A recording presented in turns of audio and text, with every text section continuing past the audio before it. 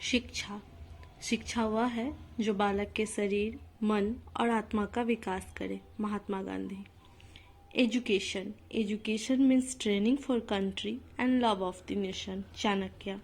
जय हिंद दोस्तों, मैं सपना आज सीटेट एग्जामिनेशन को सेल्फ स्टडी से कैसे क्लियर करें इस पर चर्चा करूंगी। जैसा कि हम लोग जानते हैं, किसी भी एग्जामिनेशन को क्लियर करने के लिए सबसे इम्पोर्टेंट उसका सिलेबस होता है।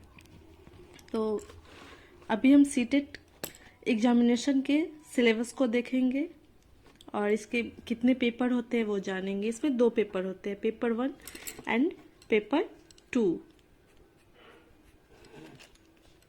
इसमें 5 विषय होते हैं, CDP, mathematics, EVS, language 1 and language 2। 30 questions होते हैं, 30 मार्क्स के, टोटल 150 मार्क्स के क्वेश्चंस पूछे जाते हैं इसमें। फर्स्ट ऑफ ऑल हम बात करते हैं CDP की। CDP अर्थात child development and pedagogy.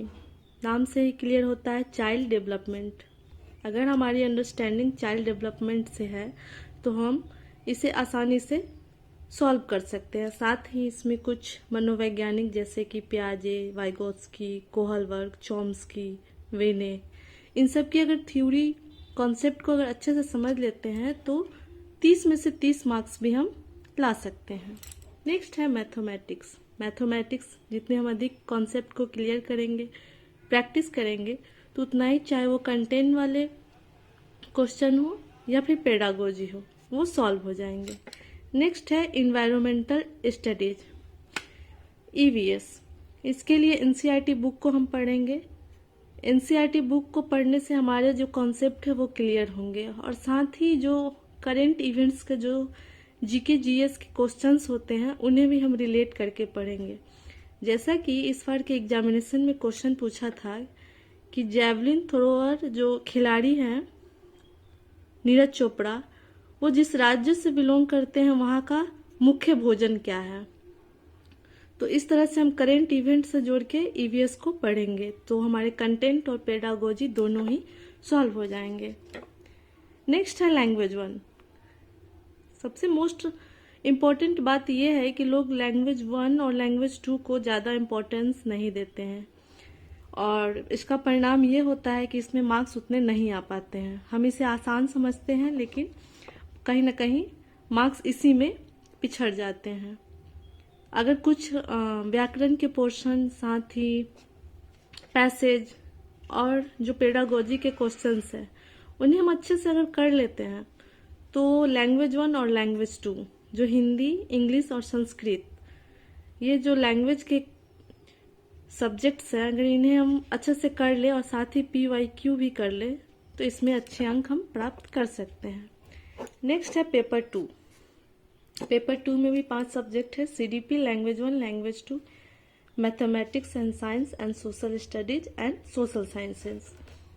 CDP child development and pedagogy जब हम फर्स्ट पेपर में कर रहे होते हैं तो यहीं से हमारे पेपर 2 की CDP भी तैयार हो जाती है। इसमें एक्स्ट्रा कुछ नहीं करना पड़ता। साथ में लैंग्वेज 1 और लैंग्वेज 2 भी पेपर 1 से ही हमारा तैयार हो जाता है। जो डिफरेंसेस है दोनों में वो EVS और जो मेथड के पेपर होते हैं जैसे कि mathematics and science, social studies and social sciences. तो यहाँ पर भी कॉन्सेप्ट को क्लियर करना सबसे ज़्यादा इम्पोर्टेंस है। कॉन्सेप्ट अगर हम क्लियर कर लेंगे और साथ ही अधिक से अधिक प्रैक्टिस करेंगे तो ये वाले पोर्शंस भी अच्छे से कवर हो जाएंगे और हम अच्छे से अधिक अंक इसमें प्राप्त कर सकते हैं। नेक्स्ट है कि हम किन बातों का ध्यान रखें। अगर सीटेट पेपर की हम तैयारी कर रहे हैं, दोनों पेपर की, तो सबसे पहले जो हमारा सोर्स होना चाहिए वो NCERT बुक्स होना चाहिए। प्रीवियस ईयर करेंगे।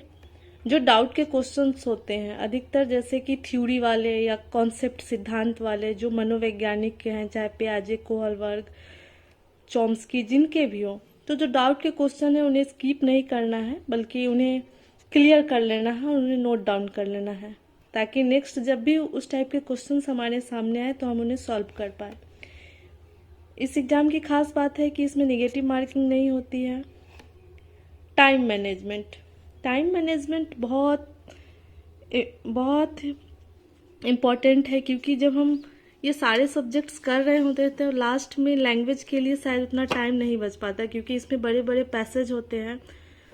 तो टाइम मैनेजमेंट भी उतना ही ज़रूरी है, ताकि हम अपने लैंग्वेज के पेपर को अच्छे से कवर कर सकें।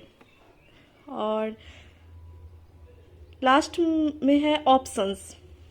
ऑप्शंस पहले के एग्जामिनेशन में जैसे कि ABCD ये कंटिन्यूअस आते थे, बट ऐसा अभी नहीं है। अभी ऑप्शंस पर भी उतना ही ध्यान देना ज़रूरी है। अब ऑप्शंस जैसे कि BCAD ऐसे करके आ रहे हैं, तो इन सारी चीज़ों को हम ध्यान में रख के